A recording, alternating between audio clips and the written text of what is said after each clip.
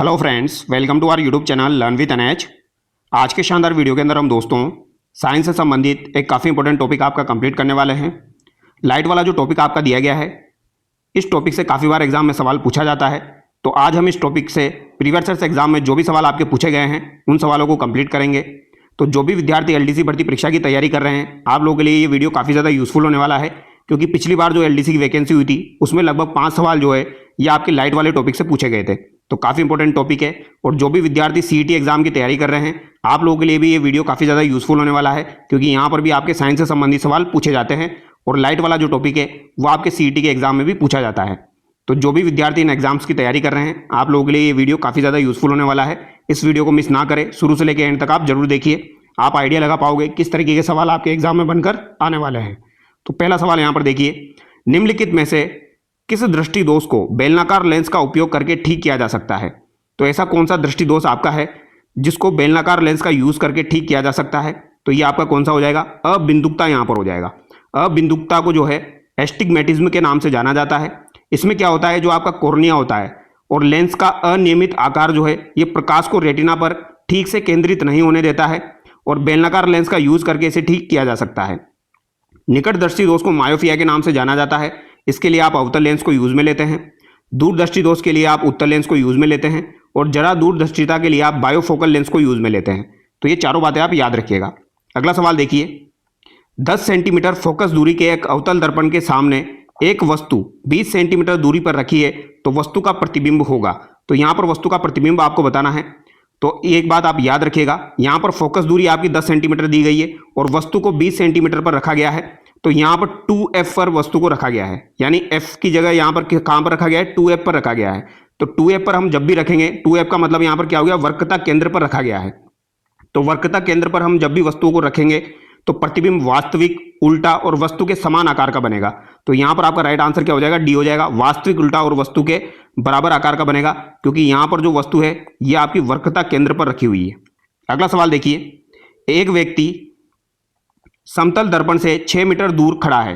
व्यक्ति तथा उसके प्रतिबिंब के बीच दूरी मीटर में होगी। तो यहाँ पर भी आपका सिंपल सा सवाल है, बताइए इसका राइट आंसर क्या हो जाएगा? तो एक व्यक्ति समतल दर्पण से 6 मीटर दूर खड़ा है, तो वो व्यक्ति जो है तथा उसके प्रतिबिंब के बीच की दूरी मीटर में कितनी होगी? तो समतल दर्पण में प्रतिबिंब दर्पण से उतनी ही दूरी पर बनता है जितनी वस्तु की। तो व्यक्ति अगर 6 मीटर दूर पर है तो प्रतिबिंब भी उसके पीछे 6 मीटर की दूरी पर बनेगा। तो 6 + 6 आपका कितना हो जाएगा? यहाँ पर 12 मीटर यहाँ पर हो जाएगा। तो ए आंसर आपका सही होगा। अगला सवाल देखिए, दो समतल दर्पण x और y एक दूसरे के लंबवत रखे हुए हैं। एक प्रकाश की किरण दर्पण x पर 30 डिग्री के कोण पर आपतित होती है। तो इस तरीके से आपके दो समतल दर्पण यहाँ पर रखे हुए हैं जो कि एक दूसरे के परपेंडिकुलर है, और यहाँ पर एक किरण आपकी आपतित होती है 30 डिग्री पर। ठीक है, ये अभिलंब हो गया, तो 30 डिग्री पर आपतित हो रही है, तो ये 30 डिग्री से ही जाएगी। ठीक है, तो ये 30 डिग्री से परावर्तित हो जाएगी। अब ये यहाँ से 30 डिग्री से परावर्तित होगी, तो ये आपका कितना हो गया? ये आपका 60 हो गया। ये 90 है, तो ये आपका कितना हो जाएगा? ये आपका 30 हो जाएगा। इसी तरीके से ये आपका 30 हो जाएगा। तो यहाँ पर क्या पूछा गया है?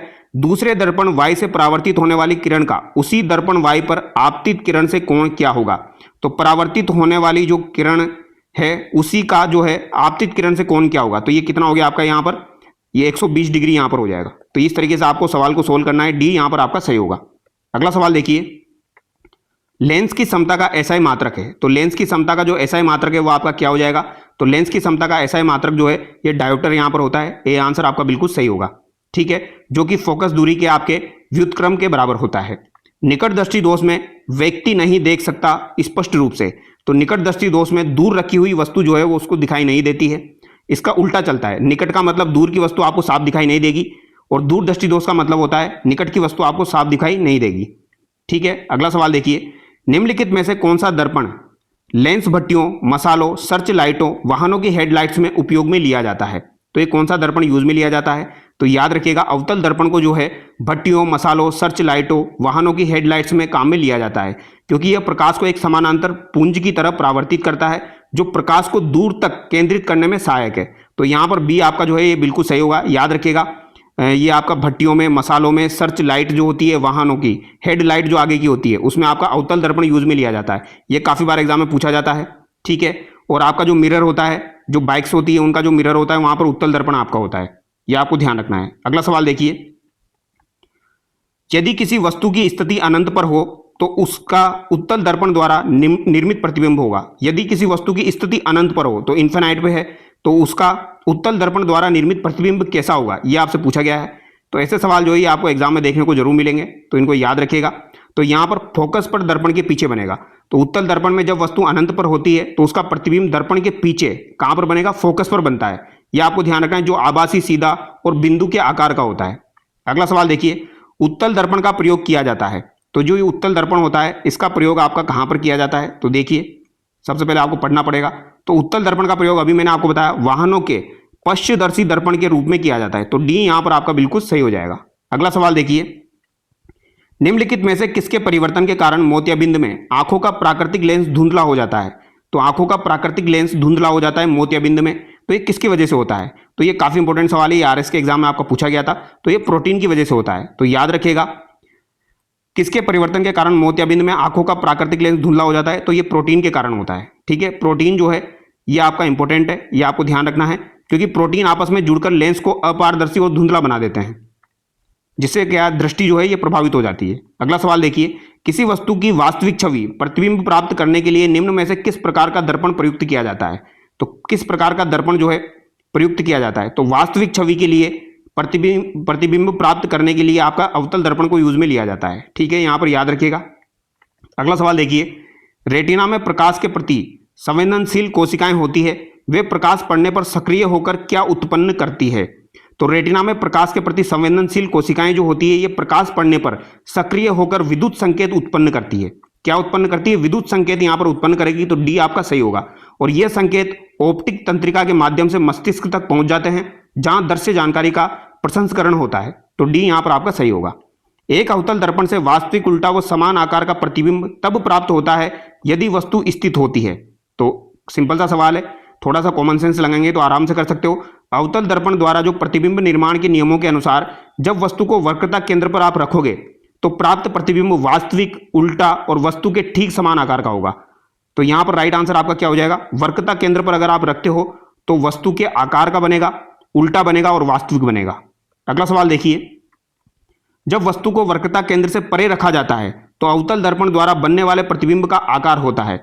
तो अगर वस्तु से परे रखेंगे तो कैसा बनेगा ये आपको बताना है। तो ये वस्तु से छोटा बनेगा, ये आपको ध्यान रखना है। ठीक है, यहां पर अवतल दर्पण की बात की जा रही है। तो अवतल दर्पण के सामने जब वस्तु को वक्रता केंद्र से परे रखा जाता है तो प्रतिबिंब जो है ये वस्तु से छोटा बनता है, और यह प्रतिबिंब वक्रता केंद्र और फोकस के बीच में बनता है, जो कि वास्तविक तथा उल्टा होता है। तो यहां पर डी आपका बिल्कुल सही होगा। अगला सवाल देखिए, क्वेश्चन नंबर 15। यहां पर आपको जो है अवतल दर्पण के सामने वस्तु की स्थिति दी गई है और सूची सेकंड से आपको मिलान करना है। एक अनंत पर, वक्रता केंद्र पर, फोकस और ध्रुव के बीच में और वक्रता केंद्र से परे। तो यहां पर मिलान करना है। राइट आंसर आपका क्या हो जाएगा, तो अनंत पर रखी हुई है तो अत्यंत लघु बनेगी, और अगर आपकी वक्रता केंद्र पर रखी हुई है तो समान आकार की आपकी बनेगी। तो ये तो आप याद रखना, यहां पर सेकंड हो जाएगा आपका। और फोकस और ध्रुव के बीच में रखी हुई है तो फिर आपकी कहां पर बनेगी, तो बड़ी बनेगी। और वक्रता केंद्र से परे बनी हुई है तो भी आपकी क्या बनेगी, छोटी बनेगी। तो यहां पर डी जो है, बी जो है ये आपका सही होगा। ठीक है, अगला सवाल देखिए, क्वेश्चन नंबर 16।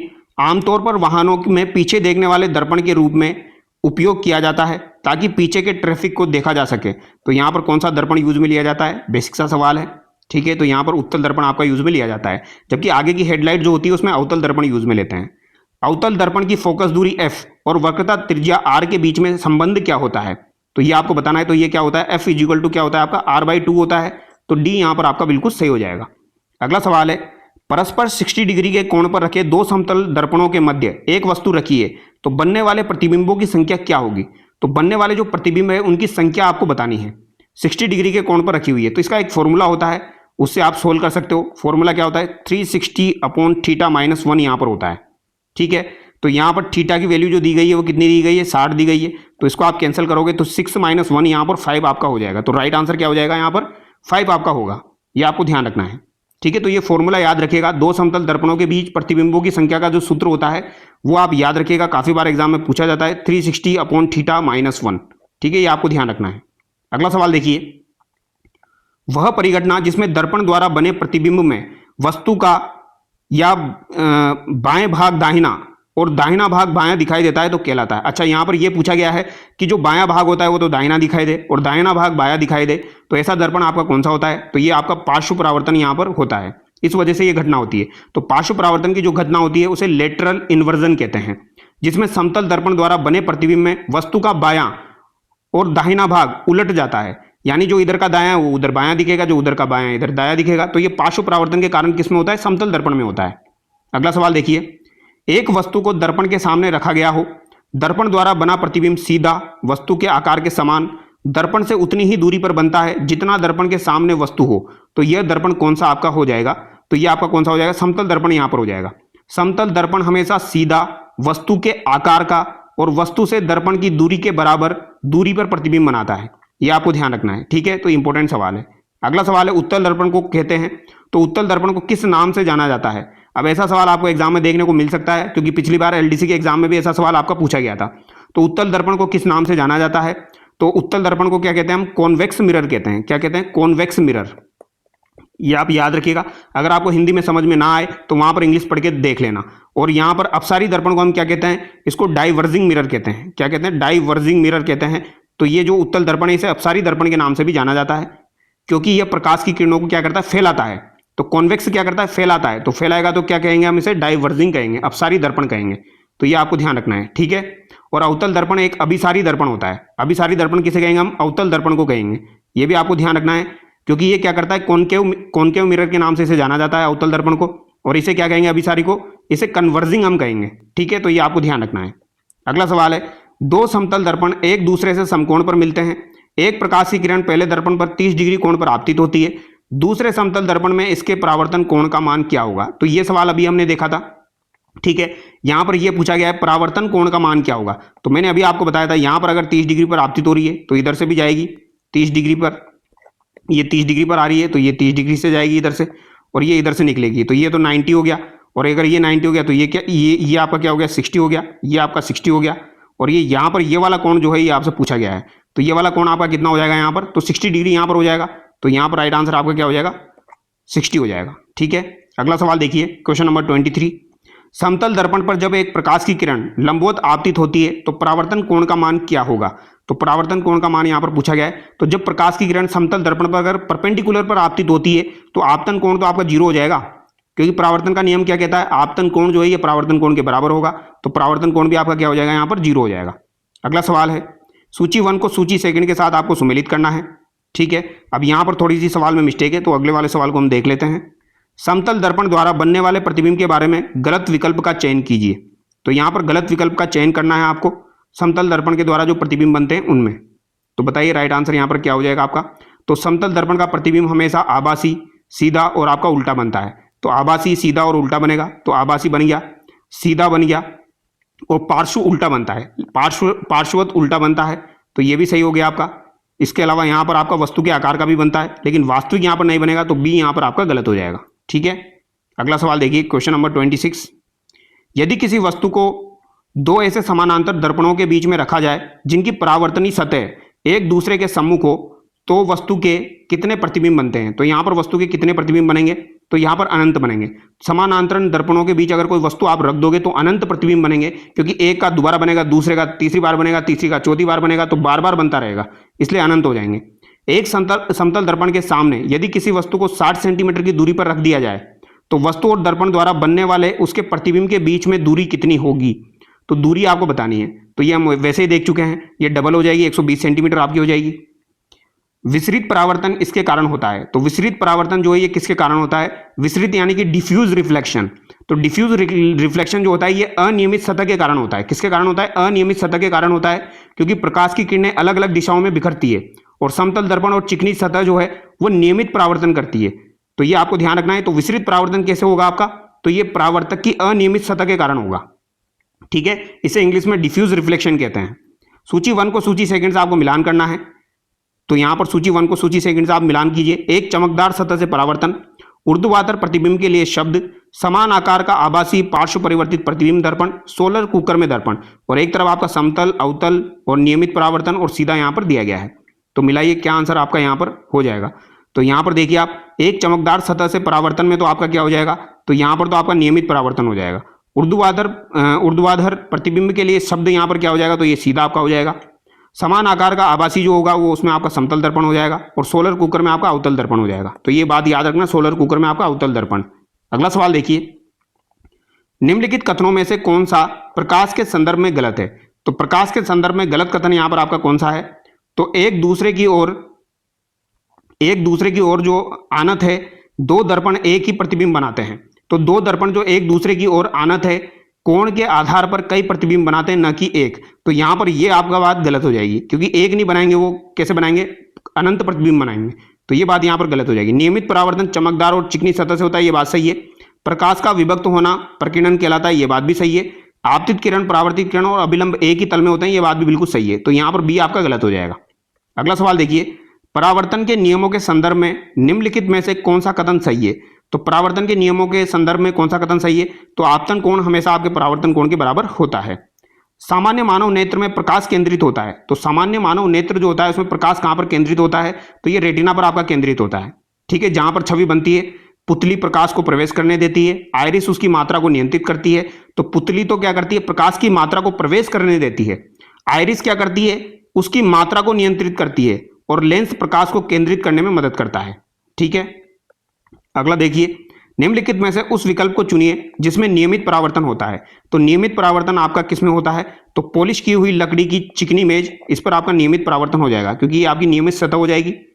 किसी नियत कोण पर आनत दो समतल दर्पणों के बीच रखी वस्तु के बनने वाले प्रतिबिंबों की संख्या के लिए सबसे उचित उत्तर को चुनिए। तो सबसे उचित उत्तर को आपको चुनना है यहाँ पर। तो बताइए क्या आंसर आपका यहाँ पर हो जाएगा। तो देखिए, n = 360 अपॉन दर्पणों के बीच में कोण -1। तो ये वही वाला फॉर्मूला हो गया जो मैंने अभी आपको बताया था। ए यहाँ पर आपका सही हो जाएगा। अगला सवाल देखिए, उत्तल दर्पण के द्वारा बनने वाले प्रतिबिंब के बारे में निम्नलिखित में से कौन सा कथन गलत है। तो उत्तल दर्पण के संबंध में गलत कथन का चुनाव आपको करना है। यह आभासी और सीधा होता है, दर्पण के पीछे बनता है, यह वस्तु वाले भाग में ही बनता है, यह वस्तु से छोटा होता है। तो उत्तल दर्पण का प्रतिबिंब हमेशा आभासी होता है, सीधा होता है, और दर्पण के पीछे और वस्तु से छोटा बनता है। ठीक है, ये आपको ध्यान रखना है, यह वस्तु वाले भाग में नहीं बनता है। तो यहां पर सी आपका गलत हो जाएगा। तो आभासी सीधा हो गया, दर्पण के पीछे हो गया, वस्तु से छोटा हो गया। अगला सवाल देखिए, एक गोलीय दर्पण जिसका बाहर की ओर वक्रित भाग एक परावर्तन की भांति कार्य करता है, वो कहलाता है। तो ये आपका क्या कहलाएगा, उत्तल दर्पण यहाँ पर कहलाएगा। तो एक ऐसा गोलीय दर्पण आप बनाओ जिसका बाहर की ओर वक्रित भाग एक परावर्तक की भांति कार्य करे। तो ये आपका क्या कहलाएगा, उत्तल दर्पण यहाँ पर कहलाएगा। ठीक है, इस तरीके से ये आपका क्या कहलाएगा, उत्तल दर्पण यहाँ पर कहलाएगा। अगला सवाल देखिए, किसका उपयोग अधिकतर वाहनों के पार्श्व दर्पण के रूप में किया जाता है। तो ये तो उत्तल दर्पण आपका हो गया। अगला सवाल देखिए, नेत्र के दूरदृष्टि दोष को ठीक करने के लिए हम निम्न लेंस वाले का चश्मा प्रयोग करते हैं। यानी कौन सा लेंस हम प्रयोग में लेते हैं, ये आपको बताना है। तो नेत्र के दूरदृष्टि दोष को अगर आपको ठीक करना है, तो दूरदृष्टि दोष यानी हाइपर मेट्रोफिया ऐसे कहते हैं। तो इसमें निकट की वस्तुएं आपको साफ दिखाई नहीं देती है, तो यहाँ पर उत्तल लेंस को हम यूज में लेते हैं। अगला सवाल देखिए, दांत का आवर्धित प्रतिबिंब देखने के लिए दांतों के डॉक्टर द्वारा प्रयोग किया जाता है। तो दांतों का आवर्धित प्रतिबिंब देखने के लिए दांतों के डॉक्टर द्वारा क्या प्रयोग में लिया जाता है, तो यहाँ पर अवतल दर्पण आपका यूज में लिया जाता है। जो आपके दंत चिकित्सक होते हैं वो अवतल दर्पण को यूज में लेते हैं। प्रकाश के परावर्तन के संदर्भ में निम्न में से कौन सा कथन सही है। तो यहाँ पर कौन सा कथन आपका सही है आपको बताना है। सतह पर टकराने वाली किरण आपतित किरण है, बिल्कुल बात सही है आपकी। आपतित तो परावर्तित किरण लंबवत होती है, लंबवत नहीं होती है। आपतन कोण सदा परावर्तन कोण के बराबर होता है, बिल्कुल सही बात है। सामान्य, अभिलंब और आपतित किरण के मध्य कोण परावर्तन कोण है, ये बात भी गलत है। यहाँ पर ए और सी आपका सही है। अगला सवाल देखिए, किसी चमकदार सतह पर प्रकाश का आपतन होने पर उसकी दिशा परिवर्तित हो जाती है, इसे प्रकाश का क्या कहा जाता है, तो इसे परावर्तन कहा जाता है। ठीक है, ऐसे बेसिक सवाल भी आपको देखने को मिलेंगे एग्जाम में। अगला सवाल देखिए, अवतल दर्पणों का उपयोग किया जाता है। तो अवतल दर्पण जो होता है इसका उपयोग किसके लिए किया जाता है, तो टॉर्च में आप कर सकते हो, इसके अलावा वाहनों की हेडलाइट में आप कर सकते हो, सौर कुकर में आप कर सकते हो। पार्श्व दर्पण में आपका उत्तल दर्पण यूज में लिया जाता है। तो इसको तो हम कैंसिल कर देंगे बी को, तो बी यहाँ से गया, यहाँ से गया, यहाँ से गया, एक ही ऑप्शन आपका बचता है। बाइफोकल लेंस का उपयोग निम्नलिखित में से किसकी कमी को दूर करने के लिए किया जाता है। तो बाइफोकल लेंस आप याद रखिएगा, इंपॉर्टेंट सवाल है, पूछा जा सकता है आपसे एग्जाम में। बायोफोकल लेंस जो है इसका यूज किस लिए किया जाता है, तो जरा दूरदृष्टिता के लिए किया जाता है। बुढ़ापे में आपका जरा दूरदृष्टिता होता है, तो बी यहाँ पर आपका सही होगा। ठीक है, वर्णांध व्यक्ति निम्न रंगों के मध्य भेद करने में असमर्थ रहता है।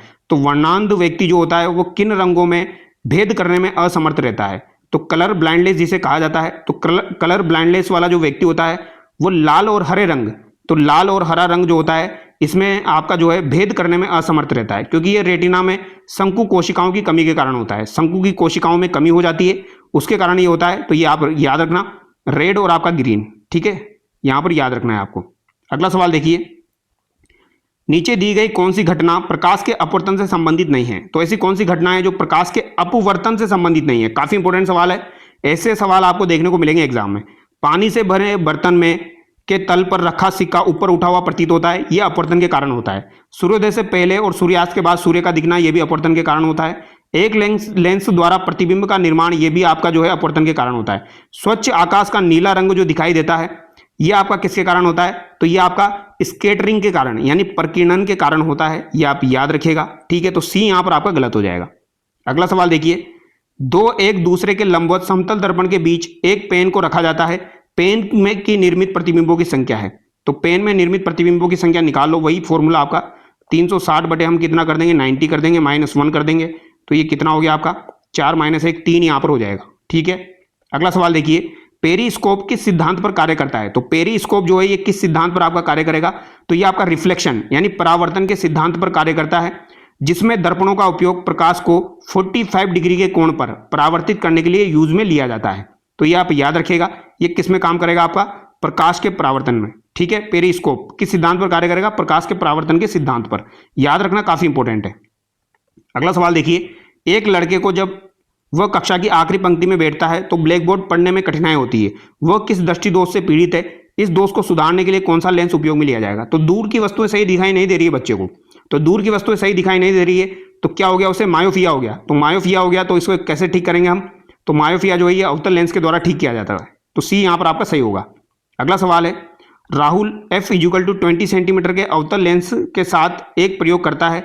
यदि वह 10 सेंटीमीटर ऊंची वस्तु को लेंस के प्रकाशीय केंद्र से 30 सेंटीमीटर की दूरी पर रखता है, तो पर्दे पर प्रतिबिंब लेने के लिए उसे पर्दे को प्रकाशीय केंद्र से कितनी दूरी पर रखना पड़ेगा, यह आपको बताना है। तो अवतल लेंस हमेशा जो है ये आभासी, सीधा और छोटा प्रतिबिंब आपको बनाता है, यह आपको ध्यान रखना है, ठीक है। देखो, दर्पण और लेंस दोनों उल्टे होते हैं, ये भी बात भी आपको ध्यान रखनी है। अवतल लेंस का मतलब जो है ये आपका कभी भी अवतल दर्पण नहीं होगा, उत्तल दर्पण यहां पर हो जाएगा, तो ये बात भी आपको ध्यान रखनी है, ठीक है। तो अवतल लेंस का मतलब क्या हो गया? आभासी, सीधा, छोटा प्रतिबिंब बनाएगा, जो लेंस के उसी ओर बनता है जिधर वस्तु होती है। तो यह प्रतिबिंब पर्दे पर नहीं लिया जा सकता क्योंकि यह वास्तविक नहीं होता है, इसलिए पर्दे को कहीं भी रखने पर प्रतिबिंब पर्दे पर नहीं लिया जा सकेगा। तो यहां पर जो है बी, सी, डी जो आपके हैं ये गलत हो जाएंगे और वास्तविक प्रतिबिंब की स्थिति को दर्शाते हैं। तो पर्दे को कहीं पर भी रखें, वो प्रतिबिंब कभी भी पर्दे पर नहीं ले सकेगा। तो यहां पर ए आपका सही होगा, वो कभी भी प्रतिबिंब जो है पर्दे पर नहीं ले सकेगा, क्योंकि यहां पर क्या होता है, जो प्रतिबिंब होता है वो कभी भी आपके जो है पर्दे पर नहीं लिया जा सकेगा, ये आपको ध्यान रखना है। किसमें? अवतल लेंस में। सामान्य मानव नेत्र द्वारा वस्तुओं को स्पष्ट रूप से देखने के लिए आवश्यक न्यूनतम दूरी कितनी हो जाएगी? 25 सेंटीमीटर यहां पर हो जाएगी। एक लड़का सूर्य प्रकाश से अंधेरे कमरे में प्रवेश करता है तो उसकी आंखों को क्या होगा? इंपॉर्टेंट सवाल है, याद रखिएगा। उसकी पुतली का आकार बड़ा हो जाएगा, उसकी आंख में अधिक प्रकाश प्रवेश करेगा। तो ये बात याद रखनी है, अंधेरे कमरे में प्रवेश करने पर पुतली का आकार बड़ा हो जाता है ताकि अधिक प्रकाश आंखों में प्रवेश कर सके, जिससे कम रोशनी में भी देखना संभव हो सके। तो यहां पर सी आपका बिल्कुल सही हो जाएगा, ठीक है। अगला सवाल देखिए, सूची 1 को सूची सेकंड से आपको मिलान करना है। तो यहां पर भी वही, सूर्योदय और सूर्यास्त के समय सूर्य का लाल होना, तारों की टिमटिमाहट, आकाश में इंद्रधनुष, रेगिस्तान में मरीचिका। तो यहां पर बताइए कौन सा आंसर आपका बिल्कुल सही हो जाएगा? तो सूर्योदय और सूर्यास्त के समय लाल दिखाई देना, ये तो किसकी वजह से आपका हो जाएगा? तो ये आपका किसकी वजह से होगा? तो ये आपका जो होगा ये होगा प्रकाश के प्रकीर्णन की वजह से, ठीक है। और तारों की टिमटिमाहट किसकी वजह से हो जाएगी? तो ये अपवर्तन की वजह से आपकी हो जाएगी। यानी कोई भी वस्तु आपको अगर रियल दिखाई नहीं दे रही है तो वहां पर क्या होगा? आपका अपवर्तन होगा, ये आप ध्यान रखना, ठीक है। इसके अलावा देखिए यहां पर आकाश में इंद्रधनुष का बनना क्या हो जाएगा? पूर्ण आंतरिक परावर्तन यहां पर हो जाएगा। और रेगिस्तान में मरीचिका क्या हो जाएगी? यहां पर सॉरी, यहां पर देखिए आकाश में इंद्रधनुष का बनना, इसमें परावर्तन भी होता है, लेकिन यहां पर जो राइट आंसर माना जाएगा वो प्रकाश का वर्ण विक्षेपण माना जाएगा, ठीक है। तो आकाश में इंद्रधनुष ही हो जाएगा, मरीचिका जो है ये पूर्ण आंतरिक परावर्तन आपका हो जाएगा। तो यहां पर देखिए सूर्योदय और सूर्यास्त के समय सूर्य का लाल होना तो क्या हो गया? प्रकाश का प्रकीर्णन हो गया। तारों की टिमटिमाहट आपका अपवर्तन हो गया, आकाश में इंद्रधनुष वर्ण विक्षेपण हो गया, और रेगिस्तान में मरीचिका जो है ये आपका पूर्ण आंतरिक परावर्तन यहां पर हो जाएगा। बी आंसर आपका सही होगा। अगला सवाल देखिए, एक लड़की एक दर्पण के सामने खड़ी होती है और वह यह देखती है कि वह कहीं भी खड़ी हो उसका प्रतिबिंब हमेशा सीधा बनता है। तो दर्पण कौन सा हो सकता है? तो या तो समतल दर्पण आपका हो सकता है या फिर उत्तल दर्पण हो सकता है। दोनों में हमेशा ही आपका सीधा प्रतिबिंब बनता है, तो समतल हो सकता है या उत्तल हो सकता है। ठीक है, अगला सवाल देखिए, कार और स्कूटर की हेडलाइट्स में परावर्तक के रूप में क्या उपयोग किया जाता है? तो परावर्तक के रूप में अवतल दर्पण को यूज में लिया जाता है हेडलाइट्स में। ठीक है, कोई व्यक्ति विभिन्न स्थानों पर रखी वस्तुओं को देख सकता है। यह आंख के लेंस की फोकल लंबाई को बदलने से संभव है, यह सक्षम है। तो ये किसकी वजह से सक्षम है? क्योंकि यहाँ पर सिलियरी मांसपेशियां होती है, इनकी वजह से ये संभव हो पाता है। तो सिलियरी मांसपेशियों द्वारा जो है ये नियंत्रित होता है, जो इसकी फोकल लंबाई को बदलकर विभिन्न दूर की वस्तुओं को देखने में मदद करता है। आइरिस और पुतली प्रकाश की मात्रा को नियंत्रित करती है। तो आइरिस और पुतली जो है ये तो प्रकाश की मात्रा को नियंत्रित करती है। कॉर्निया प्रकाश को क्या करता है? अपवर्तित करता है। तो ये आप याद रखिएगा। अगला सवाल है, एक लेंस द्वारा एक वस्तु की बनी छवि आभासी ऊर्ध्व और आवर्धित वस्तु रखी गई है। तो वस्तु कहां पर रखी गई है आपकी? तो एक लेंस द्वारा एक वस्तु की बनी छवि जो है ये आभासी है, ऊर्ध्व है और आवर्धित है। अब यहां पर ध्यान रखना, वर्ड लेंस यूज में लिया गया है। तो लेंस यूज में लिया गया है, तो यहां पर उत्तल लेंस के ऑप्टिकल केंद्र और फोकस के मध्य ही आपकी हो जाएगी। ठीक है, निम्नलिखित पदार्थों को उनमें से गुजरने वाले प्रकाश के वेग के अनुसार अवरोही क्रम में व्यवस्थित कीजिए। तो अवरोही क्रम में आपको व्यवस्थित करना है। तो देखिए यहां पर कौन सा आंसर आपका सही हो जाएगा। तो देखो, प्रकाश का वेग जो है अपवर्तनांक के व्युत्क्रमानुपाती होता है। तो प्रकाश का वेग जो होता है ये अपवर्तनांक जो होता है, यानी रिफ्रैक्टिव इंडेक्स जो होता है उसके व्युत्क्रमानुपाती होता है। तो जल का कितना होता है? जल का 1.33 यहां पर होता है। तो जल का 1.33 होता है। तेल का कितना होता है? तो तेल का आपका 1.47 के लगभग होता है। हीरे का कितना होता है? तो हीरे का अपवर्तनांक आपका 2.42 के आसपास होता है। और आपका जो कांच है इसका कितना होता है? तो इसका 1.52 यहाँ पर होता है। ठीक है, तो इस तरीके से आप आइडिया लगा सकते हो। सबसे ज़्यादा जल में हो जाए, सबसे ज़्यादा आपका जल में होगा क्योंकि जल का अपवर्तनांक सबसे कम है आपका 1.33। ठीक है, फिर उसके बाद आपका तारपीन तेल हो जाएगा। तारपीन तेल का 1.47 है। क्राउन कांच का आपका 1.52 है और हीरे का 2.42 है। तो यहाँ पर राइट आंसर आपका क्या हो जाएगा? बी हो जाएगा। सबसे पहले जल, ठीक है, फिर आपका आ जाएगा यहाँ पर तेल, फिर आपका आएगा क्राउन कांच, फिर आएगा हीरा। बी यहाँ पर आपका सही है। महत्वपूर्ण सवाल है। अगला सवाल देखिए, एक महिला अपने बुढ़ापे के कारण समाचार पत्र को स्पष्ट रूप से नहीं पढ़ पाती है। तो यहाँ पर कौन सा आंसर आपका सही होगा? तो कभी भी अगर बुढ़ापा वर्ड आ जाए, बुढ़ापा वर्ड अगर आ जाता है कहीं पर भी, तो आपको क्या आंसर करना है ये आप ध्यान रखिएगा। यहाँ पर आपको क्या आंसर करना है? तो यहाँ पर आपको वही आंसर करना है, प्रेस बायोफिया। प्रेस बायोफिया का मतलब क्या होता है? तो प्रेस बायोफिया का मतलब आपका क्या हो गया यहाँ पर? जरा दूरदृष्टिता यहाँ पर हो जाएगा। क्या हो जाएगा? जरा दूरदृष्टिता।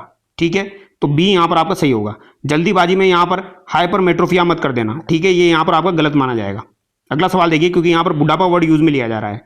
खतरे के संकेत लाल रंग के होते हैं क्योंकि, तो खतरे के संकेत आपके लाल रंग के होते हैं क्यों? क्योंकि लाल प्रकाश धुंध या धुएं से सबसे कम प्रकीर्णन होता है। तो ए यहाँ पर आपका सही होगा, क्योंकि लाल प्रकाश की तरंगदैर्घ्य अधिक होने के कारण यह धुंध या धुएं में कम प्रकीर्णित होता है और दूर तक ये दिखाई देता है। तो यहाँ पर इसकी तरंगदैर्घ्य क्या होती है? लैम्बडा इसकी अधिक होती है।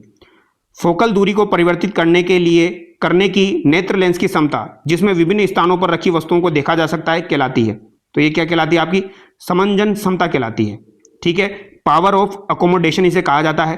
तो नेत्र लेंस की फोकस दूरी बदलने की क्षमता को समंजन शक्ति या फिर आपकी पावर ऑफ अकोमोडेशन कहते हैं, जो सिलियरी मांसपेशियों द्वारा नियंत्रित होती है, जो कि अभी हमने देखा था, सिलियरी मांसपेशियों के द्वारा ये नियंत्रित होती है। तो ये आप याद रखिएगा, इंपॉर्टेंट है। ये आपके एलडीसी के एग्जाम में ही पूछा गया था। अगला सवाल देखिए, आकाश का नीला रंग किस परिघटना के कारण होता है? तो आकाश का नीला रंग जो होता है ये किस परिघटना के कारण आपका होता है? तो ये प्रकाश के प्रकीर्णन के कारण होता है। ठीक है, मनुष्य की आंख में किस प्रकार का लेंस मौजूद होता है? तो मनुष्य की आंख में आपका उभयोतल लेंस मौजूद होता है। मनुष्य की आंख का लेंस जो है ये बायोकॉन्वेक्स आपका होता है, जो प्रकाश को रेटिना पर केंद्रित करता है और आपकी समंजन क्षमता जो होती है उसमें मदद करता है।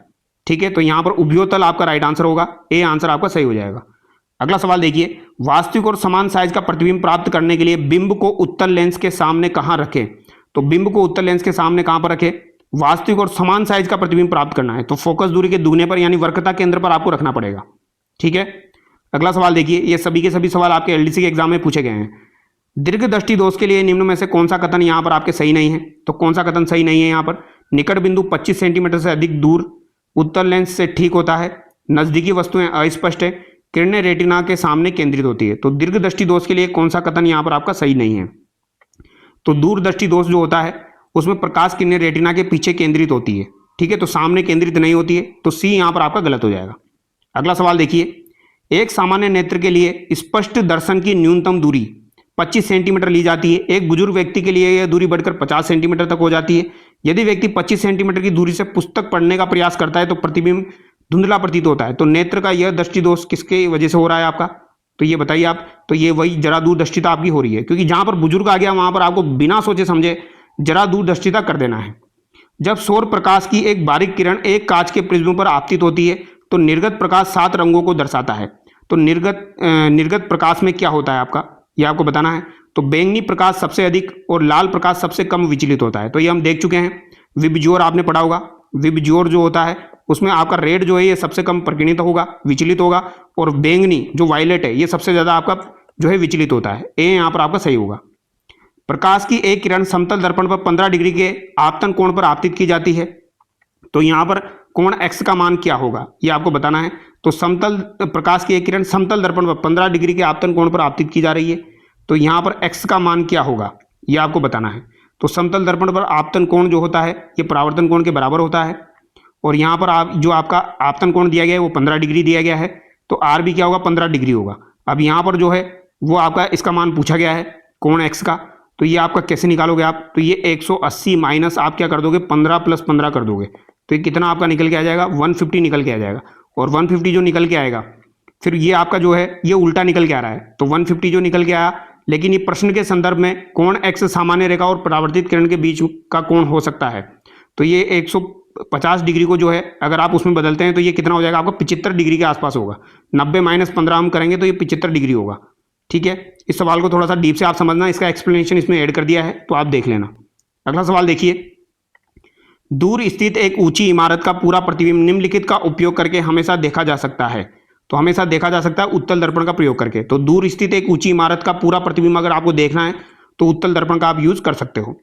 जब प्रकाश की एक किरण सघन माध्यम से विरल माध्यम में प्रवेश करती है तो क्या होता है भैया, यह अविलंब से दूर मुड़ जाती है। अगर सघन से विरल में जाएगी तो दूर मुड़ जाएगी, और विरल से सघन में जाएगी तो पास की ओर आएगी। एक अवतल लेंस की फोकस दूरी 50 सेंटीमीटर हो और उसकी समता क्या होगी, अगर 50 सेंटीमीटर जो है उसकी क्या है यहाँ पर फोकस दूरी है, तो 50 सेंटीमीटर फोकस दूरी दी गई है, तो उसकी समता आपको बतानी है। तो P इक्वल टू क्या होता है 1/f होता है, लेकिन ये किस में होता है मीटर में होता है, तो मीटर में आपको बदलना पड़ेगा पहले। तो मीटर में बदलेंगे तो ये कितना निकल के आएगा आपका, तो ये -2 डायोप्टर यहाँ पर निकल के आएगा। ठीक है, ये आपको ध्यान रखना है। तो ये अवतल लेंस की जो फोकस दूरी होती है वो आपकी नेगेटिव में ली जाती है, ये आपको ध्यान रखना। अवतल लेंस की नेगेटिव में ली जाती है, तो नेगेटिव में लेने के कारण यहाँ पर -2d होगा, प्लस ना होकर क्या होगा -2d होगा। बदल लोगे 50 सेंटीमीटर को पहले मीटर में बदलना है आपको, तो 50 सेंटीमीटर को मीटर में बदलेंगे तो 0.5 मीटर हो जाएगा। तो 1 अपॉन क्या हो गया 0.5 मीटर यहाँ पर हो गया। यहाँ पर ये 10 हो गया तो ये 2 हो गया, लेकिन माइनस में आएगा तो -2 डायोप्टर आपका हो जाएगा। अगला सवाल है, निम्न में से कौन सी एक अपारदर्शी वस्तु है। तो अपारदर्शी वस्तु कौन सी हो जाएगी आपकी, तो लकड़ी जो है ये अपारदर्शी वस्तु है। निम्न में से लेंस का सही सूत्र कौन सा होगा, तो लेंस का अगर सही सूत्र आपसे पूछ लिया जाए तो लेंस का सही सूत्र आपका क्या होता है 1/f = 1/v - 1/u यहाँ पर होता है। ठीक है, यहाँ पर माइनस आता है, तो ये आप ध्यान रखिएगा, बी यहाँ पर आपका सही होगा। तो लेंस में ये माइनस आता है, दर्पण में नहीं आता है। किस प्रकार के दर्पण के उपयोग से विस्तारित दृश्य क्षेत्रफल प्राप्त होता है, तो विस्तारित क्षेत्रफल दृश्य आपका प्राप्त होता है, तो ये किस में प्राप्त होगा उत्तल दर्पण में।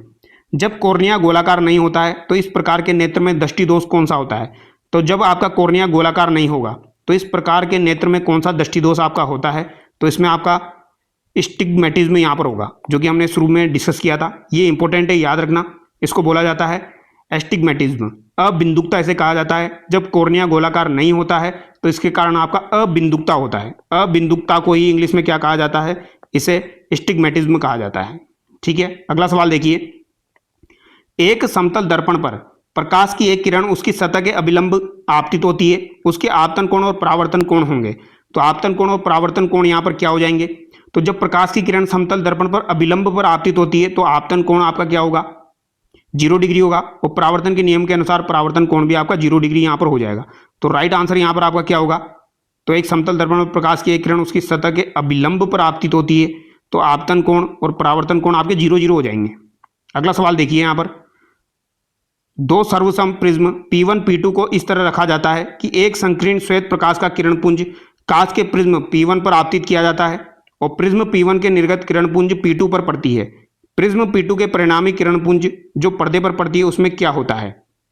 तो ये इंपॉर्टेंट सवाल है। इसमें क्या होगा, पर्दे पर श्वेत प्रकाश का किरण पुंज आपको दिखाई देता है। तो जब श्वेत प्रकाश पहले प्रिज्म P1 से गुजरता है तो यह विबज्योर स्पेक्ट्रम में विखंडित हो जाता है, लेकिन जब यह दूसरा प्रिज्म से गुजरेगा तो यह स्पेक्ट्रम पुनः संयोजित होकर श्वेत प्रकाश बनाता है। तो ये वापस क्या बना लेगा, श्वेत प्रकाश यहाँ पर बना लेगा। ठीक है, अगला सवाल देखिए, दूर की वस्तु से आने वाला प्रकाश नेत्र लेंस से अपवर्तन के बाद यदि रेटिना के सामने एक बिंदु पर अभिसारित होता है तो इस प्रकार के नेत्र दोष को क्या कहा जाता है? तो इसे कहा जाएगा मायोपिया या निकट दृष्टि दोष। एक वस्तु को 15 सेंटीमीटर वक्रता त्रिज्या वाले अवतल दर्पण के सामने 30 सेंटीमीटर दूरी पर रखा जाता है तो बनने वाला प्रतिबिंब कैसा होगा? तो बनने वाला प्रतिबिंब आपका कैसा होगा? बात यहाँ पर अवतल दर्पण की जा रही है, छोटा वास्तविक और उल्टा होगा आपका। ठीक है, बी यहाँ पर सही होगा क्योंकि 15 सेंटीमीटर वक्रता त्रिज्या है और यहाँ पर 30 सेंटीमीटर दूरी पर उसको रखा जा रहा है, तो यहाँ पर क्या हो जाएगा, छोटा वास्तविक और आपका उल्टा हो जाएगा। तो ये आपको ध्यान रखना है। अगला सवाल देखिए, डॉक्टर ने एक महिला को दृष्टि दोष दूर करने के लिए -6 डायोप्टर पावर का चश्मा पहनने की सलाह दी। वह किस दृष्टि दोष से पीड़ित है और लेंस की फोकस दूरी क्या होनी चाहिए? तो -6 डायोप्टर उसने पहना है। तो यहाँ पर देखिए ऑप्शन देखिए आप, ये आपके यहाँ पर ऑप्शन हो जाएंगे। तो बताइए इसका राइट आंसर यहाँ पर क्या हो जाएगा? तो अगर 6 डायोप्टर पावर चश्मा का जो है -6 डायोप्टर अगर उसने पहना है तो यहाँ पर जो है क्या आपका राइट आंसर होगा? तो यहाँ पर निकट दृष्टि दोष जो है अगर हम निकालेंगे, देखो होगा तो क्या माइनस है तो निकट दृष्टि दोष हो गया, जिसमें हम अवतल दर्पण को यूज में लेंगे तो इस वजह से माइनस हो गया। ठीक है, अब एफ जो अपन को निकालना पड़ेगा, तो एफ यहाँ पर सब में वही दिया गया है, तो यहाँ पर सी आपका सही हो जाएगा। एफ जो है वो निकालेंगे हम, कैसे निकालेंगे? एफ इजिकल टू क्या होता है, 1/p होता है, p is equal to 1/f, F is equal to 1/p। तो ये -1/6 यहाँ पर हो जाएगा, तो ये कितना आपका हो जाएगा, 0.167 यहाँ पर हो जाएगा। ठीक है, तो सी यहाँ पर होगा। सघन से विरल माध्यम में गमन करने वाली प्रकाश की एक किरण के लिए जब आपतन कोण क्रांतिक कोण के बराबर होता है तब अपवर्तन कोण क्या होगा? तो यहाँ पर 90 डिग्री हो जाएगा। ठीक है, जब आपतन कोण क्रांतिक कोण के बराबर हो जाएगा तो प्रकाश किरण सघन से विरल माध्यम में जाते समय सीमा रेखा के साथ चलती है, जिससे अपवर्तन कोण आपका क्या हो जाता है, 90 डिग्री हो जाता है। अगला सवाल है, किसी वस्तु का आभासी व विवर्धित प्रतिबिंब प्राप्त किया जा सकता है? तो किसी वस्तु का आवर्धित और विवर्धित प्रतिबिंब यह अवतल दर्पण के द्वारा प्राप्त किया जा सकता है। ठीक है, अगला सवाल है, दृष्टि दोष दृष्टिवेश में तब उत्पन्न होता है? तो दृष्टिवेश में आपका कब उत्पन्न होता है? दृष्टिवेश में भी उसको कहा जाता है अबिंदुकता को। ठीक है, तो ये कब उत्पन्न होता है? कोर्निया की आकृति गोलाकार नहीं होती है तब उत्पन्न होता है। काफी इंपॉर्टेंट सवाल है ये। मुख्य अक्ष के समानांतर गुजरने वाली किरणें उत्तल लेंस से अपवर्तन के पश्चात गुजरती है। तो उत्तल लेंस से अपवर्तन के पश्चात कहां से गुजरेगी? मुख्य फोकस से। तो समानांतर आ रही है तो फोकस से गुजरेगी। किसी लेंस की शक्ति निम्न से संबंधित की जाती है? तो हम देख चुके हैं बहुत सी बार, P इजिकल टू 1/f आपका होता है, तो बी आंसर यहाँ पर आपका सही होगा। लेंस की शक्ति आपकी डायोप्टर में लेते हैं, ये आपको ध्यान रखना है। और अगर आप कभी भी जो है क्षमता निकालो तो मीटर में लेना है f को। निम्न में से श्वेत प्रकाश का कौन सा वर्ण प्रिज्म से न्यूनतम विचलन करता है? प्रिज्म से न्यूनतम विचलन करेगा वो आपका कौन सा हो जाएगा? या ये नारंगी यहाँ पर हो जाएगा। ऑप्शन के हिसाब से कौन सा हो जाएगा? नारंगी यहाँ पर हो जाएगा। 45 डिग्री परावर्तन कोण वाली प्रकाश किरण के लिए आपतन कोण होगा। तो यहाँ पर आपतन कोण कितना हो जाएगा? तो आपतन कोण भी आपका क्या हो जाएगा? 45 डिग्री यहाँ पर हो जाएगा, क्योंकि बराबर होता है। एक व्यक्ति रंग भेद दोष से पीड़ित है, उसके लिए निम्न में से कौन सा वाक्य सही है? तो यहाँ पर कौन सा वाक्य सही है? रंग भेद दोष यानी कि कलर ब्लाइंडनेस के बारे में बात की जा रही है, तो कौन सा वाक्य यहाँ पर सही है ये आपको बताना है। तो व्यक्ति कुछ रंगों की श्रेणी में अंतर स्पष्ट नहीं कर पाता है, ये आपको ध्यान रखना है। जिसमें आपका कौन सा रंग होता है? एक तो लाल होता है और एक आपका ग्रीन होता है, तो बी यहाँ पर आपका सही होगा। क्रांतिक निर्देशांक तंत्र में लेंस का सूत्र होता है, तो लेंस का सूत्र यहाँ पर कौन सा हो जाएगा? तो ये अभी मैं बता चुका हूँ आपको, क्वेश्चन नंबर जो 88 है इसमें लेंस का सूत्र आपका क्या हो जाएगा?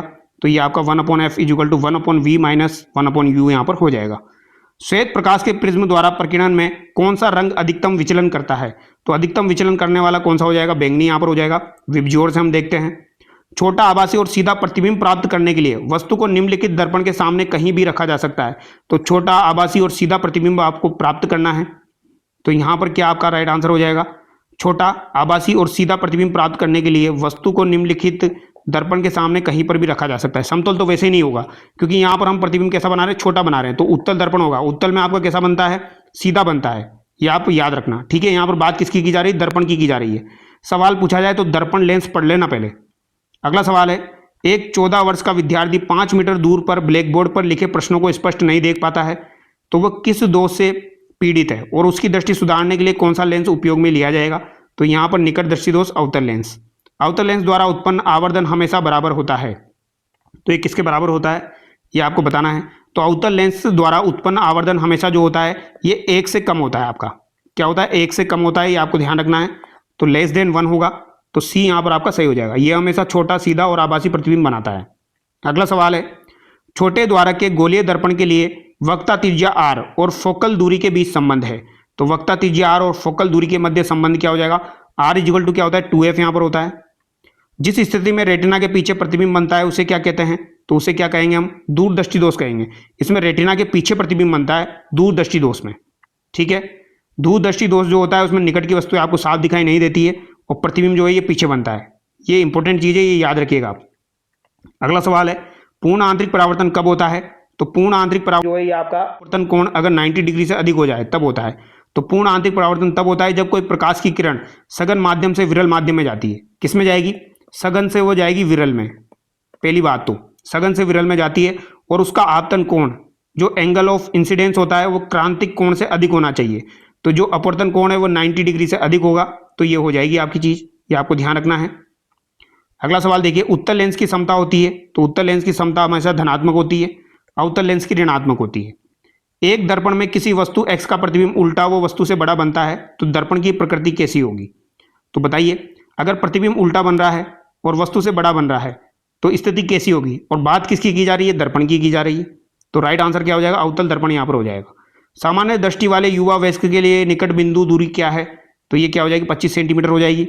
अगला सवाल है, निम्नलिखित स्थिति को ध्यान में रखते हुए निर्गत किरणों के बारे में क्या कहा जा सकता है। तो क्या कहा जा सकता है बताइए। तो यहाँ पर जो है दोस्तों एक डायग्राम मिसिंग है। यहाँ पर एक डायग्राम है, देखो डायग्राम जो है उसमें यहाँ पर दिखाया गया है कि जो सफ़ेद प्रकाश प्रिज्म ए और प्रिज्म बी से होकर गुजरता है। प्रिज्म ए सफ़ेद प्रकाश को विबज्योर में तोड़ देता है, लेकिन प्रिज्म बी इन रंगों को पुनः सफ़ेद प्रकाश में परिवर्तित कर देता है। तो 2 प्रिज्म यहाँ पर दिखाए गए हैं, इस तरीके से 2 प्रिज्म यहाँ पर दिखाए गए हैं। एक प्रिज्म से सफ़ेद आ रहा है तो ये विबज्योर में बदल गया, बट ये यहाँ पर एक प्रिज्म और लगा हुआ है तो ये वापस इसे किस में परिवर्तित कर देगा, सफ़ेद प्रकाश में परिवर्तित कर देगा। और ये सवाल 2 बार एग्जाम में आ चुका है, तो ये याद रखिएगा आप। अगला सवाल देखिए, अवतल लेंस में प्रतिबिंब हमेशा होता है। तो अवतल लेंस में प्रतिबिंब हमेशा कैसा होगा, सीधा और आभासी होगा। बात किसकी की जा रही है, अवतल लेंस। अवतल लेंस का मतलब यहाँ पर उत्तल। किस प्रकाशीय परिघटना के द्वारा सफेद प्रकाश का 7 घटक रंगों में विभाजन होता है। तो 7 घटक रंगों में विभाजन जो है वर्ण विक्षेपण के द्वारा होता है। निम्न अक्षरों के समूह में से कौन से अक्षर समतल दर्पण से परावर्तन के पार्श्व परिवर्तन से प्रभावित नहीं होते हैं। तो कौन से अक्षर आपके प्रभावित नहीं होंगे, तो H कभी भी प्रभावित नहीं होगा, O प्रभावित नहीं होगा, X प्रभावित नहीं होगा। ये जैसे के जैसे दिखेंगे, ठीक है, बाकी उल्टे हो जाएंगे। अब ये यहाँ पर चित्र नहीं है। अगला सवाल देखिए, मोटर वाहनों के पार्श्व दर्पण द्वारा एक वस्तु का बनाया गया प्रतिबिंब होता है। तो प्रतिबिंब कैसा हो जाएगा, तो मोटर वाहनों के पार्श्व दर्पण के द्वारा, पार्श्व दर्पण यानी कि उत्तल दर्पण लगा हुआ है। उत्तल दर्पण जो है ये सीधा, आभासी और छोटा प्रतिबिंब बनाता है। तो सीधा, आभासी और छोटा प्रतिबिंब बनाएगा, तो सी सही होगा। समतल दर्पण द्वारा बनाया गया प्रतिबिंब होता है। तो समतल दर्पण द्वारा बनाया गया प्रतिबिंब कैसा हो जाएगा, आभासी, दर्पण के पीछे तथा बिंब के साइज के बराबर होता है। तो आभासी बनेगा क्योंकि ये राइट को लेफ्ट कर देता है, लेफ्ट को राइट कर देता है, इसलिए कैसा हो गया, आभासी हो गया। दर्पण के पीछे बनता है और उतनी ही दूरी पर बनेगा जितनी दूरी पर व्यक्ति खड़ा हुआ है, ठीक है। एलईडी प्रकाश उत्सर्जित करता है। तो एलईडी प्रकाश उत्सर्जित करता है। एलईडी की फुल फॉर्म अगर आपसे पूछी जाए तो याद रखना, लाइट इमिटिंग डायोड। प्रकाश विभिन्न रंगों का उत्सर्जन कर सकता है जो प्रयुक्त अर्धचालक सामग्री में यूज में लिया जाता है। तो ये क्या है, सभी प्रकार के जो रंग है उनका उत्सर्जन कर सकता है। एलईडी का पूरा नाम पूछ लिया जाए तो याद रखना ये लाइट इमिटिंग डायोड हो जाएगा। अगर हिंदी में बोलें इसको तो प्रकाश उत्सर्जक डायोड इसे कहा जाएगा। तो क्या आंसर यहाँ पर हो जाएगा आपका, प्रकाश उत्सर्जक डायोड। मरुस्थल में मर्ग मरीचिका के निर्माण का कारण है। तो मरुस्थल में मर्ग मरीचिका का निर्माण का कारण क्या हो जाएगा, प्रकीर्णन। ऊंचाई के साथ वायुमंडल का अपूर्णांक बढ़ता है, ऊंचाई के साथ वायुमंडल का अपूर्णांक नहीं बदलता है, ऊंचाई के साथ वायुमंडल का अपूर्णांक घटता है। तो मरुस्थल में मर्ग मरीचिका का निर्माण तब होता है जब ऊंचाई के साथ वायुमंडल का अपूर्णांक घटता नहीं है बल्कि बढ़ता है। तो यहाँ पर आपका राइट आंसर क्या हो जाएगा, बी यहाँ पर हो जाएगा, ठीक है। ये आपको ध्यान रखना है। गर्म रेत के कारण जमीन के पास की जो हवा है वो गर्म हो जाती है, हल्की और कम सघन हो जाती है, जिसके कारण अपूर्णांक कम हो जाता है। जबकि ऊपर की हवा ठंडी और सघन होती है, जिसके कारण अपूर्णांक अधिक होता है। तो ऊंचाई के साथ वायुमंडल का अपूर्णांक जो है वो बढ़ जाता है, ठीक है। बायोफोकल लेंस का आविष्कार किसने किया था। तो बायोफोकल लेंस का आविष्कार किसने किया था, तो ये आपके बेंजामिन फ्रैंकलिन के द्वारा किया गया था। किसके द्वारा, बेंजामिन फ्रैंकलिन के द्वारा किया गया था। संचार में प्रयुक्त होने वाला फाइबर ऑप्टिकल केबल किस सिद्धांत पर कार्य करता है? तो ये आपके प्रकाश के पूर्ण आंतरिक परावर्तन पर कार्य करता है। तो ऑप्टिकल फाइबर कभी भी पूछा जाए तो ये पूर्ण आंतरिक परावर्तन पर कार्य करता है। अगला सवाल है, यदि उत्तल दर्पण की वक्रता त्रिज्या 60 सेंटीमीटर हो तो उसकी फोकस दूरी है, तो 60 सेंटीमीटर है तो फोकस दूरी कितनी हो जाएगी? तो 30 सेंटीमीटर हो जाएगी, आधी कर देंगे। यदि प्रकाश के पथ में रखी अपारदर्शी वस्तु अत्यंत छोटी हो जाती है तो प्रकाश उसकी किनारों के चारों ओर मुड़ने की प्रवृत्ति रखता है, यह परिघटना कहलाती है। तो यह परिघटना आपकी क्या कहलाती है? विवर्तन यहाँ पर कहलाएगी।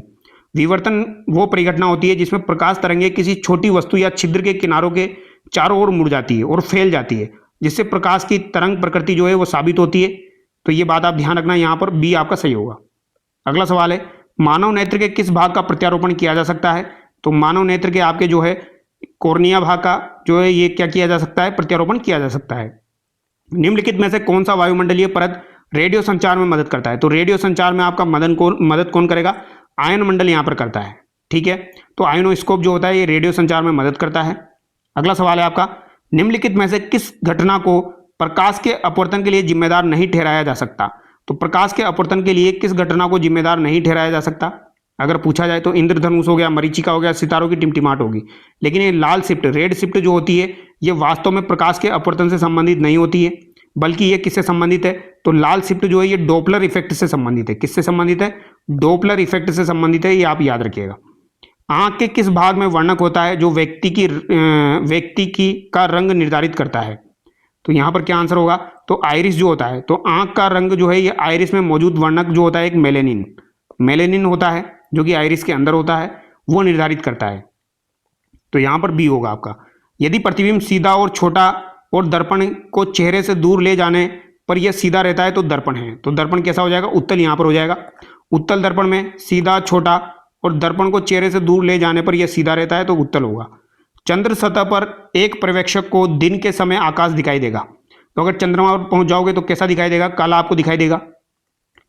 कौन सा सही सुमेलित नहीं है? तो कौन सा यहाँ पर आपका सही सुमेलित नहीं है? गुरुत्वाकर्षण का नियम न्यूटन ने दिया था, सापेक्षता का सिद्धांत आइंस्टीन ने दिया था, डायनामाइट अल्फ्रेड जो सिद्धांत है ये किसने दिया था? तो ये देखिए यहाँ पर आपका जो है डायनामाइट का आविष्कार जो है ये अल्फ्रेड नोबल ने किया था, ये आप देखिए। और टेलीस्कोप मार्कोनी यहाँ पर दिया गया है, तो ये यहाँ पर आपका गलत हो जाएगा। टेलीस्कोप का आविष्कार जो है ये आपका गैलीलियो के द्वारा किया गया था। किसके द्वारा किया गया था? गैलीलियो, नाम याद रखना इसका, गैलीलियो के द्वारा किया गया था, ठीक है। गैलीलियो याद रख लेना, ठीक है। दूरदृष्टि दोष के मरीज को चश्मा दिया जाता है, तो दूरदृष्टि दोष के मरीज को उत्तल लेंस का चश्मा दिया जाता है। दूरदृष्टि दोष यानी उसे निकट का दिखाई नहीं दे रहा है तो हम क्या लगा देंगे? उत्तल लेंस लगा देंगे। जब प्रकाश की किरण एक माध्यम से दूसरे माध्यम में प्रवेश करती है तो अपने पथ से विचलित हो जाएगी, तो इस घटना को हम क्या कहेंगे भैया? बेसिक सा सवाल है, तो क्या आंसर हो जाएगा यहाँ पर? अपवर्तन हो जाएगा। जब किसी वस्तु को अवतल दर्पण के समक्ष उसके वक्रता केंद्र पर रखा जाता है तो बना प्रतिबिंब कैसा होगा? अवतल दर्पण के समक्ष की बात की जा रही है, तो यहाँ पर प्रतिबिंब वास्तविक उल्टा और वस्तु की साइज के बराबर यहाँ पर हो जाएगा, ठीक है। अगर वक्रता केंद्र पर रखेंगे तो बराबर तो होगा ही सही।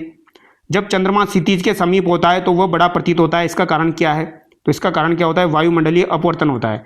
कोई भी वस्तु अगर आपको काल्पनिक दिखाई दे रही है तो वहां पर अपवर्तन ही आपका होगा 99%। अति सूक्ष्म वस्तुओं के आवर्धन के लिए किस यंत्र का उपयोग किया जाता है? तो अति सूक्ष्म वस्तुओं के आवर्धन के लिए माइक्रोस्कोप का जो है वो यूज में लिया जाता है। फ्लिंट ग्लास का उपयोग क्या बनाने में किया जाता है? Very very important. Flint glass जो होता है इसका उपयोग किसके लिए किया जाता है? तो इसका उपयोग प्रिज्म बनाने में किया जाता है। तो फ्लिंट ग्लास का उपयोग प्रिज्म बनाने में किया जाता है क्योंकि इसकी उच्च अपवर्तनांक और वर्ण विक्षेपण की क्षमता होती है। तो डी यहाँ पर आपका सही होगा। जब सफेद प्रकाश प्रिज्म से गुजरता है तो वह कितने रंगों में विभाजित हो जाता है? तो यह आपका 7 रंगों में विभाजित हो जाता है। अगला सवाल है, प्रकाश के परावर्तन के नियम अनुसार निम्न में से कौन सा यहाँ पर सही है? तो यहाँ पर आपका कौन सा सही है? आपतन कोण परावर्तन कोण बराबर होते हैं। पानी में हवा का एक बुलबुले के रूप में कार्य करता है, तो हवा का बुलबुला जो बनता है वो किस रूप में कार्य करेगा? तो वह अवतल लेंस के रूप में कार्य करता है। अवतल लेंस यानी कि उत्तल दर्पण के रूप में वो कार्य करेगा। इस तरीके से आपको ध्यान रखना है, ठीक है। क्योंकि पानी में जब हवा का बुलबुला बनता है तो पानी का अपवर्तनांक हवा से अधिक होता है। तो जब प्रकाश सघन माध्यम से विरल माध्यम में जा रहा है तो क्या होगा? हवा का बुलबुला प्रकाश की किरणों को क्या करता है? फैला देता है। तो ये एक अवतल लेंस का गुण हो जाएगा। अगला सवाल देखिए, सरल सूक्ष्मदर्शी में उपयोग किया जाने वाला लेंस है, तो सरल सूक्ष्मदर्शी में उत्तल लेंस यूज में लिया जाता है। सरल सूक्ष्मदर्शी में क्या यूज में लिया जाता है? उत्तल लेंस यूज में लिया जाता है। आंख का कौन सा हिस्सा पुतली के आकार को नियंत्रित करता है? तो ये आइरिस नियंत्रित करता है। जब सफ़ेद प्रकाश का पुंज कांच के प्रिज्म पर गिरता है तो प्रकाश का रंग जो कम से कम विचलित होगा, तो ये कम से कम विचलित होने वाला कौन सा है भैया, हम देख चुके हैं, लाल यहाँ पर हो जाएगा। ठीक है, तो क्वेश्चन नंबर 131 में क्या हो जाएगा, लाल हो जाएगा। अगला सवाल देखिए, मानव आंख वस्तुओं को देखने के लिए प्रकाश का उपयोग करती है क्योंकि उसकी संरचना में है, तो उसकी संरचना में क्या है, लेंस हो जाएगा। एक गोलीय दर्पण तथा एक पतले गोलीय लेंस प्रत्येक की फोकस दूरी 25 सेंटीमीटर है, तो दर्पण तथा लेंस संभवतः कौन सा यहाँ पर होगा, ये आपको बताना है। तो बताइए कौन सा यहाँ पर हो जाएगा भैया। तो एक गोलीय दर्पण, एक पतले गोलीय लेंस और प्रत्येक की फोकस दूरी 25 है, तो दर्पण यहाँ पर कौन सा होगा, ये आपको बताना है। तो यहाँ पर कौन सा हो जाएगा, तो ये यहाँ पर दोनों आपके उत्तल होंगे। ठीक है, दर्पण और लेंस दोनों यहाँ पर आपके उत्तल हो जाएंगे। अगला सवाल देखिए, फोकस दूरी 20 सेंटीमीटर है, 50 सेंटीमीटर माइनस 25 सेंटीमीटर के तीन पतले लेंसों को एक दूसरे के संपर्क में रखे जाने पर इन लेंसों की निकाय की प्रभावी क्षमता क्या होगी। तो प्रभावी क्षमता अगर आपको निकालनी है तो वही फॉर्मूला आपको यूज में लेना पड़ेगा, P = P1 + P2 + P3 आप कर देना। और P का फॉर्मूला आपको पता है 1/f आपका हो जाएगा, तो 1/f1 1/f2 + 1/f3 यहाँ पर हो जाएगा। इस तरीके से आपकी यहाँ पर जो है वो निकल के आ जाएगी क्षमता। तो ये कितनी निकल के आएगी, ये +3 डायोप्टर यहाँ पर निकल के आएगी। मानव आंख का रेटिना जो होता है इस पर बना प्रतिबिंब कैसा होता है। तो मानव आंख की रेटिना पर बना प्रतिबिंब जो है ये वास्तविक और उल्टा होता है। ठीक है, कैसा होगा, वास्तविक और उल्टा होगा। ठीक है, वास्तविक उल्टा क्यों होगा, क्योंकि यहाँ पर कौन सा लेंस आपका होता है, तो ये आपको ध्यान रखना है। मानव आंख की रेटिना पर वास्तविक तथा उल्टा प्रतिबिंब यानी रियल और इन्वर्टेड बनता है। और वास्तविक और उल्टा प्रतिबिंब आपका कौन सा लेंस में या दर्पण में बनता है, ये आप मुझे कमेंट करके बताएंगे। तो ये यहाँ पर हमने क्या किए, 135 क्वेश्चन डिस्कस किए हैं। लगभग 2021 तक के आए हुए सवाल मैंने आपको यहाँ पर करवा दिए। आई होप आपको वीडियो अच्छा लगा होगा। अगर आपको वीडियो अच्छा लगा है तो वीडियो को लाइक करें और चैनल को सब्सक्राइब करें। Thank you so much.